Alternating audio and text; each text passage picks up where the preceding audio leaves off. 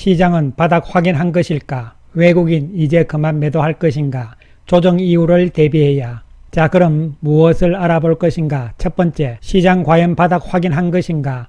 두 번째, 외국인들 매도가 멈추기 위한 조건은? 세 번째, 환율 언제쯤 진정될 것인가? 네 번째, 조정 기간은? 차기 주도주를 위한 준비 기간. 주천의 주식 시황 시간입니다. 안녕하세요, 주천입니다.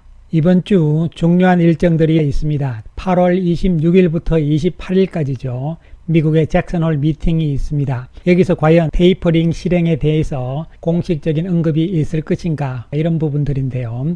가능성이 상당히 높다, 이런 측면이고, 또한 미국의 테이퍼링 과정들, 그리고 이에 따른 금리 인상의 과정들은 이미 시장이 어느 정도 알고 있는 상황이라는 측면에서 접근을 해야 되겠고, 이것이 장기적인 추세를 부러뜨리는 것이 아니고 일시적인 중간중간 조정의 빌미를 계속적으로 제공하는 악재가 될 수는 있다는 측면으로 해석을 할 수가 있겠습니다. 지난 주말 미국 시장이 바닥을 확인을 하고 반등세를 보였잖아요.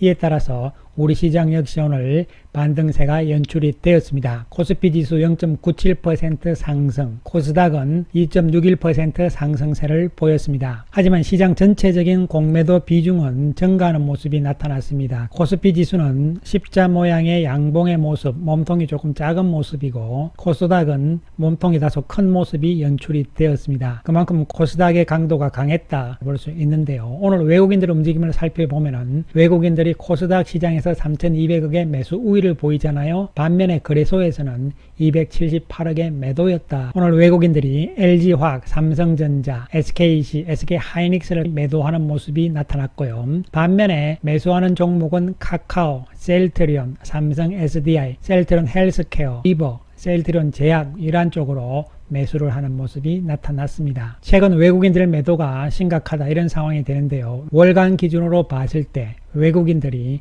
지난 5월 달이죠. 지난 5월에 약 9조를 팔았단 말이죠. 그래서 과연 8월 달에도 지난주까지 해서 6조 5천억 가까이 매도를 한 상태잖아요. 이에 따라서 과연 8월 달에도 5월처럼 파는 것이냐, 그렇게 되면은 시장이 또 힘든 거 아니냐, 이런 이제 이야기들이 나타나고 있는 상황인데요. 실제적으로 외국인들 올 8월에 들어서 오늘까지 포함을 해서 거래소 시장에서는 6조 7천억의 매도 우위고, 코스닥 시장에서는 5,300억의 매수 우위입니다. 시장에 따라서 외국인들의 움직임이 다른 이유는 뭘까요, 여러분? 그렇습니다. 현재 우리 시장의 외국인들 두 가지 성격으로 구분을 하셔야 되는 것이죠. 첫 번째로는 패시브 자금입니다. 이것은 거래소 시장 위주이면서 시장의 지수를 추종을 합니다. 그리고 액티브 자금들은 종목 중심의 구도로 나갑니다. 이에 따라서 코스닥 쪽에는 대부분 액티브 자금이라고 보시면 되는 것이고, 거래소 시장에서 특히 시가총액 상위 종목군들에 대해서는 대부분 패시브 자금들의 움직임이라고 해석을 하시면 될 것으로 보입니다.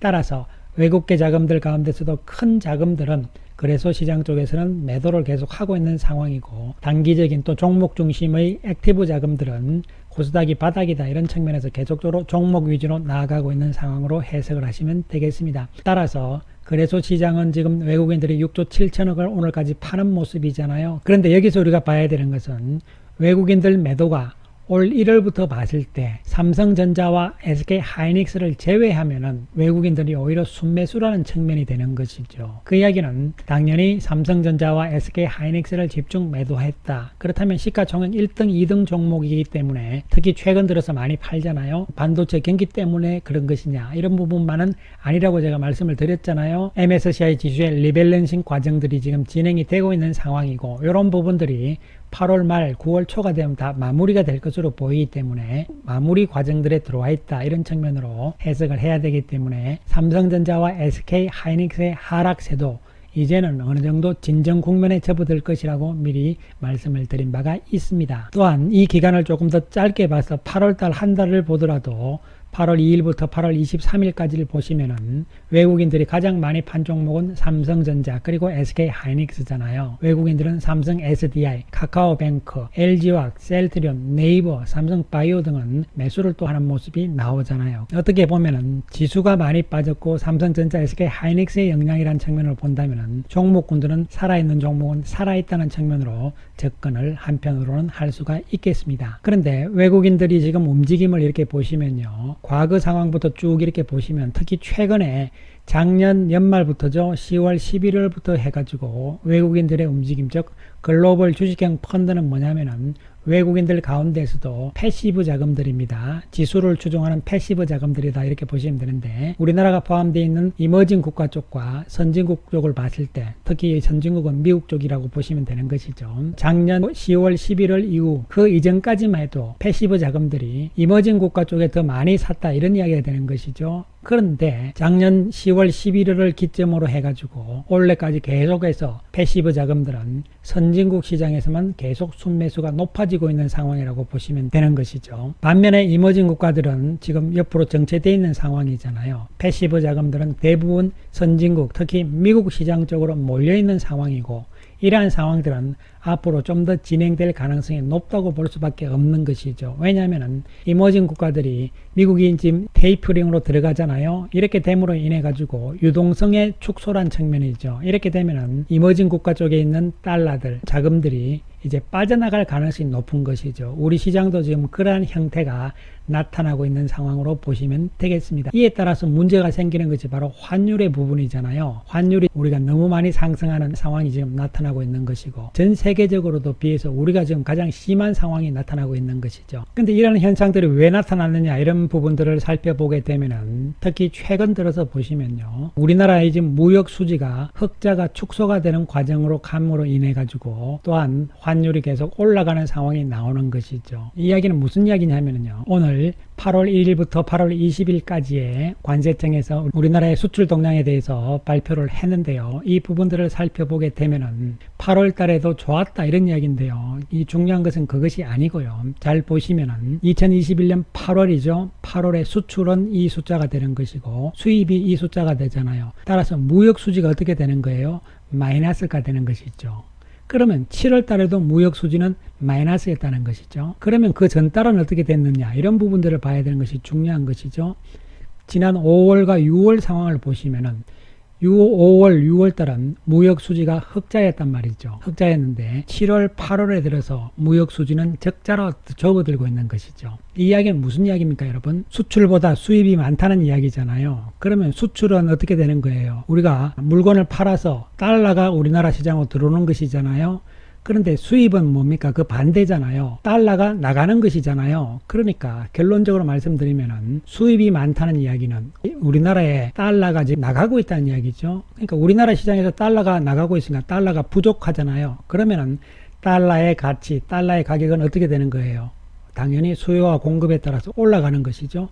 이것이 원달러 환율이 상승한다 이런 이야기가 되는 것이죠. 따라서 무역 수지가 이렇게 적자로서 수입이 더 많은 상황이 나오게 되면 이 환율 부분들은 계속적으로 원달러 환율은 상승할 수밖에 없다는 이야기가 되는 것이죠. 이 환율 부분은 어렵게 생각하시면 안 되고요. 원달러 환율이니까 분모가 달러입니다. 그러면 달러를 1이라고 생각을 하시면 돼요. 그리고 이 달러를 물건, 제품이라고 생각하시면 됩니다. 제품 가격이 올라간다. 그러면은 이 제품이 원래 1,100원이었는데 지금 1,170원이다. 이렇게 되는 거잖아요. 그러면은 물건 가격이 올라가는 거잖아요. 환율이 상승하는 것이고. 그런데 이 물건이 달러가 계속적으로 부족하게 되면은 이 물건 가격은 어떻게 되는 거죠? 올라가는 거잖아요. 그렇기 때문에 수입이 수출보다 많다는 것은 달러가 자꾸 빠져나가고 우리나라 시장에서 없어진다는 이야기가 되니까 달러 환율의 상승은 나타날 수밖에 없는 상황으로 볼 수가 있는 것이죠. 따라서 오늘 발표된 관세청의 이 수출입 실적 이거 보고 그냥 수출 계속 늘어나네라고 생각을 하시면 아니 되고, 이 부분이 환율 부분에 중요한 변수로서 작용을 할 수 있다는 부분을 생각을 해야 됩니다. 그렇다면 이 환율이 앞으로 어떻게 될 것이냐, 이런 부분들이잖아요. 이 조금 꺾여야 되는데요. 최근에 조금 꺾이고 있습니다. 환율이 계속 올라가게 되면 외국인들이 또다시 빠져나가고, 외국인들이 달러를 빠져나가니까 달러가 또 우리나라 시장에서는 또 줄어드니까 또 환율은 상승하고, 이런 악순환이 계속적으로 나타나는 것이죠. 그래서 결론적으로는 우리나라 시장에 달러가 더 들어와야 되는데 미국 자체가 테이퍼링으로 인해서 유동성이 줄어드는 구도가 되게 되면 미국의 달러들이 다른 나라 쪽으로 나가는 것이 아니고 오히려 회수해 나가는 과정으로 나오잖아요. 그러면은 이 환율이 계속 올라갈 수밖에 없는 구도인데, 우리나라 시장은 너무 많이 올랐기 때문에 이제 여기서는 어느 정도 진정 국면에 좀 접어드는데, 기간이 중요한 것이죠. 즉 환율이 올라간다 하더라도 이게 속도의 차이, 이런 부분들이라고 보시면 되는 것이죠. 이에 따라서 여기서 좀 꺾이면서 이제 속도, 시간을 끄는 부분, 환율이 다시 내려가지는 않습니다. 이 위에서 왔다 갔다 하는 국면이 나타나는 것이 중요하다고 볼 수가 있는 것이죠. 이러한 가운데서 외국인들의 움직임도 결정이 되는 것이고, 이에 따라서 우리나라 시장의 지수 측면, 특히 코스피 지수도 여기서 환율에 따라서 박스권을 계속 그리면서 기간 조정에 들어갈 수 있느냐, 이런 부분이 결정이 될 수가 있는 것이죠. 지수 측면으로 봤을 때는 뭐 얼마가 정확하게 바닥이다 이런 개념이 아니고, 조금 더 밀린다 하더라도 이제부터는 이러한 각도가 아니고 하락의 각도가 이렇게 가파르게 나타나는 것이 아니고 좀 진정 국면에 접어들면서 박스권을 그리는 기간 조정의 과정으로 진행이 될 가능성이 높다는 것이고, 이 기간 동안 우리는 다음 주도주 맥락군들을 준비를 해야 되는 것이죠. 앞에서도 보셨듯이 이 8월 달에 외국인들이 사는 종목군들은 결론적으로 성장주 쪽이잖아요. 특히 소프트웨어, 바이오, 그리고 2차 전지 쪽에 집중을 하고 있습니다. 자동차와 반도체는 경기와도 관련이 있기 때문에 지금은 경기와는 무관할 수 있는 소프트웨어, 바이오, 2차 전지 쪽에 계속적으로 초점이 맞춰지고 있는 것이죠. 이 조정 기간 동안 과연 어느 쪽으로 초점을 맞출 것인가, 이러한 부분도 힌트를 충분히 잡아 나가 주시기 바라겠습니다. 감사합니다.